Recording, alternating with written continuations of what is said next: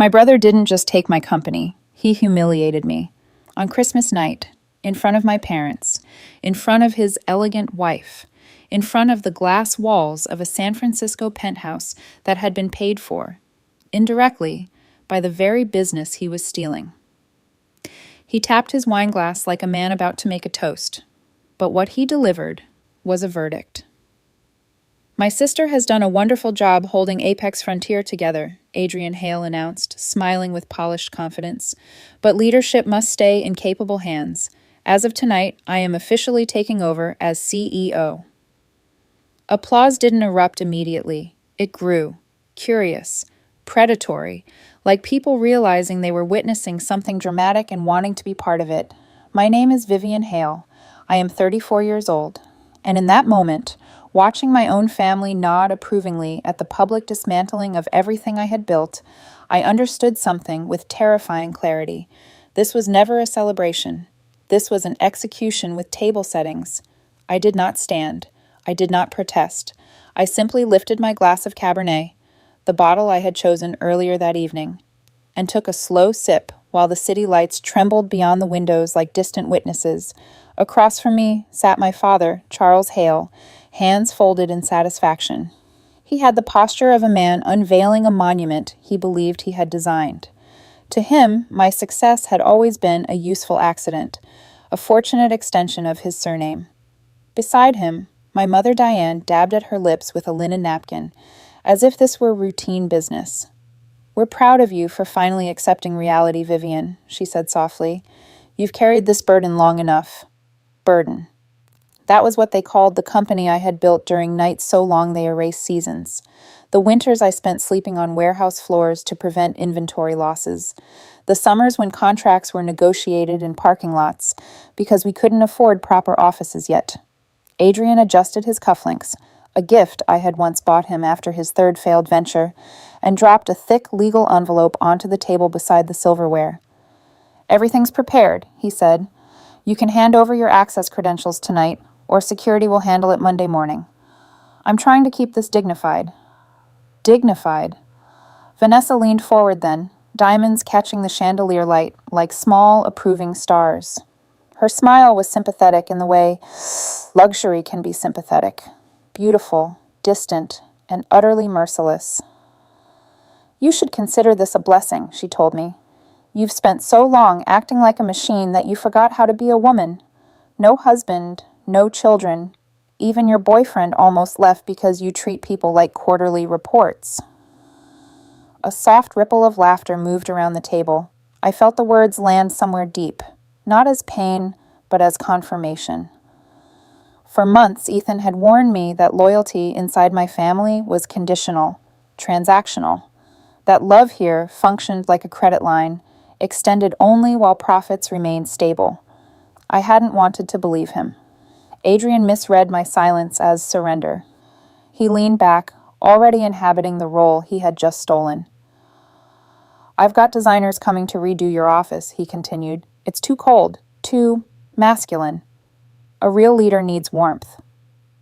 He was still speaking when I reached into my leather tote and took out my tablet.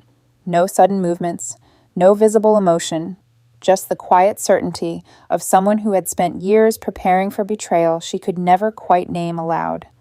"Before we finalize anything," I said, sliding the screen toward him, "you might want to read this." He skimmed it, then laughed.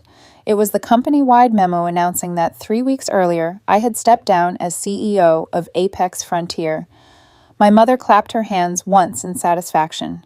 "So you finally admitted defeat," she said. Vanessa smiled brighter. Adrian shook his head with amused disbelief. "This is your big move?" he mocked. "You quit before we could fire you?" I let the moment breathe. Arrogance is most vulnerable when it thinks it has already won. Then I took the tablet back and locked the screen. "I didn't resign," I said quietly. Adrian's smile faltered. "I relocated." The words seemed to hang in the air, heavy with meanings none of them were ready to understand. 5 years ago," I continued, "I built Apex Frontier inside the corporate structure Father controlled. The lease, the machinery, the payroll system, everything existed inside that container." I folded my hands calmly on the table. 6 months ago, I created a new corporation. No one moved. The technology you sell, the proprietary architecture platforms, the engineers who actually make this company profitable, the clients who generate revenue. I met my brother's eyes. You didn't take any of that tonight. My father's fork slipped from his hand and struck porcelain with a sharp, echoing crack. I allowed myself a small, almost sympathetic smile. What you stole, I said, was the shell. The silence after my words did not feel like shock. It felt like gravity changing direction. Adrian blinked at me as if his brain refused to translate what he had just heard. Vanessa's smile stayed on her face half a second too long, like a photograph that hadn't realized the moment was already over. My father recovered first. He always did. Stop being theatrical, Vivian, Charles said, voice sharp with authority he believed still existed. You built that company under this family structure, under my majority ownership. You don't get to simply move reality because you feel emotional. I tilted my head slightly. The chandelier light caught the rim of my glass. I didn't move reality, I said calmly. I moved leverage. Adrian laughed again, too loudly. This is pathetic, he said. You're talking about software and emails and contracts like they matter more than actual assets. We own the warehouse. We own the machinery. We own the trucks. You think clients care about your little paperwork games? He leaned back, satisfied, confident, ignorant. Yes, I said. He frowned. They care very much. I reached into my tote again and removed a second folder. Slimmer, white, almost delicate. The kind of document that looks harmless until it ruins a life. 6 months ago, I continued, I registered Hale Dynamics Holdings. New jurisdiction, new board, new capitalization. I transferred all intellectual property, all vendor agreements, all design licenses, all ongoing contracts. Vanessa's fingers tightened around her fork. All senior engineers signed new employment packages. Every client signed continuation agreements. Every revenue stream moved. Adrian shook his head like he was trying to physically dislodge my words. That's not possible, he muttered. You would need Father's authorization. I smiled for the first time that night. I had it. My father's chair scraped against the floor. What did you just say? I met his eyes. For the first time in my life, I did not feel like a daughter looking up. I felt like an equal addressing a man who had underestimated me for decades. You signed a digital consent package last spring, I said. Remember the Pebble Beach trip? The golf resort you insisted we all fly to? The one I paid for because you said family bonding was good optics for investors. A flicker. Recognition. You told me to handle the boring legal work while you were on the course, I continued. You authorized asset restructuring under operational necessity. Your signature is notarized and time-stamped. My mother's wine glass slipped in her hand. Red liquid spread slowly across the linen tablecloth like a wound. Adrian stood up so fast his chair tipped backward. You tricked him, he said. No, I replied. I protected myself. He paced once, twice, like a man trying to outrun the first taste of fear. This doesn't change anything, he snapped. We still own physical infrastructure. You can't run an empire from spreadsheets. I leaned forward slightly. You're right, I said. You can't. Then I slid the final document toward him. This one was thick, heavy, indisputable. Those physical assets, I explained, come with obligations, lease guarantees, equipment financing, environmental compliance penalties, deferred taxes, outstanding supplier litigation. He didn't touch the folder. Open it, I said gently. He didn't move. My father did. His hands were no longer steady. How much? Charles asked. I let the number exist for one long, surgical second before I answered. $28 million. Vanessa inhaled sharply. The sound cut through the room like glass breaking underwater. That's impossible, Adrian whispered. It's documented, I said. Every liability tied to the original LLC, the same LLC you demanded control of tonight. His face changed. Not dramatically, not theatrically, just the slow draining of certainty. No bank will finance that, he murmured. No, I agreed. He looked at my father. For rescue, for denial, for the safety net he had always known would appear. Charles stared back at him, and for the first time there was no strategy in his expression, only calculation. You personally guaranteed expansion loans last quarter, I added softly. Adrian's eyes snapped toward me. What? You signed them when you started interfering in operations, I said. You wanted authority. Authority comes with liability. His mouth opened, closed. I can still sue you, my father said suddenly, voice rising. Breach of fiduciary duty. Fraud. I will freeze your accounts. I will drag this through court until you beg to settle. I laughed. It wasn't loud. It wasn't cruel. It was simply finished. You can try, I said. But before you do, you might want to review the authorization package you signed. The room tilted again, because they were beginning to understand something terrible. This wasn't a reaction. This was preparation. No one spoke for several seconds after I finished laughing. It wasn't the kind of silence that comes from politeness. It was the kind that grows when reality starts rearranging itself faster than pride can keep up. My father reached for the white folder again. This time he opened it fully. The pages trembled between his fingers. I watched his eyes move across the lines, the legal language, the timestamps, the electronic verification seal. The moment he recognized his own digital signature, something inside him collapsed without making a sound. You said it was operational restructuring, he muttered. You said it was temporary. It was necessary, I replied. Adrian stepped closer to him, desperation already leaking through his voice. Tell her this isn't valid. Tell her we can reverse it.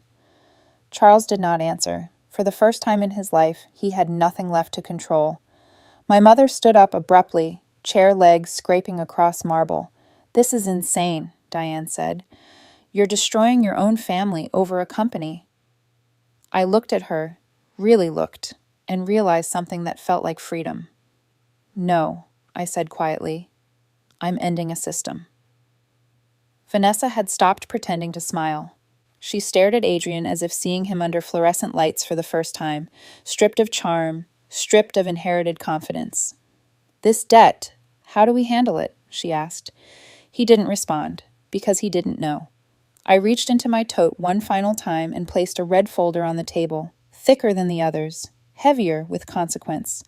What is that? Adrian asked hoarsely. Your contingency plan, I said. He opened it. The color drained from his face page by page. Corporate credit statements, unauthorized transfers, late-night wire instructions to offshore crypto exchanges, luxury purchases billed as client entertainment, a receipt for a diamond necklace, not addressed to his wife. Vanessa's hand flew to her mouth. You told me we were cutting expenses, she whispered. He stammered. It was networking, investment relationships. You don't understand how these things... Oh, I understand perfectly, she said. The room felt suddenly too small for all the truths unfolding at once. I understand you gambled our future on ego, she continued, voice shaking but clear. I understand you humiliated your sister to cover your own incompetence, and I understand that I have a child to protect. She removed her wedding ring, placed it gently beside his plate. I'll have my lawyer contact you. Adrian reached for her. She stepped back like he had become something contagious. Then he turned to me.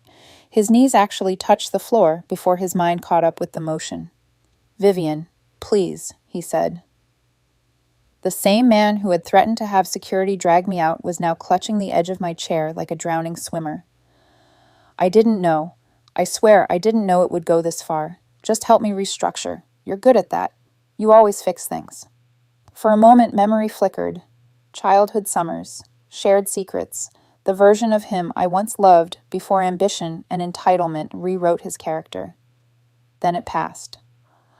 I'm not your system anymore, I said. I stood, picked up my coat.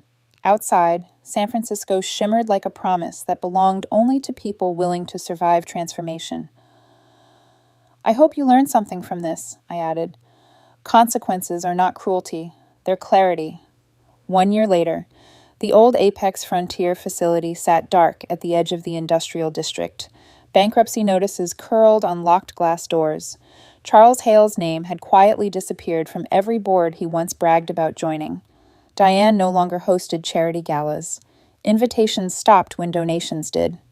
Adrian fought through legal battles, asset seizures, and a divorce that cost him custody rights he assumed were guaranteed. People still whispered about the night everything collapsed. They called it dramatic, unpredictable, unfortunate. They were wrong. It had been inevitable.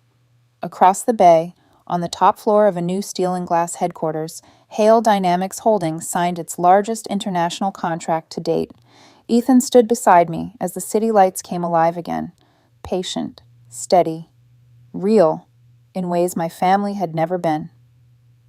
"Do you regret any of it?" he asked. I thought about the girl who once slept on warehouse floors believing loyalty would someday be reciprocated. "No," I said, because revenge had never been the destination. Freedom was.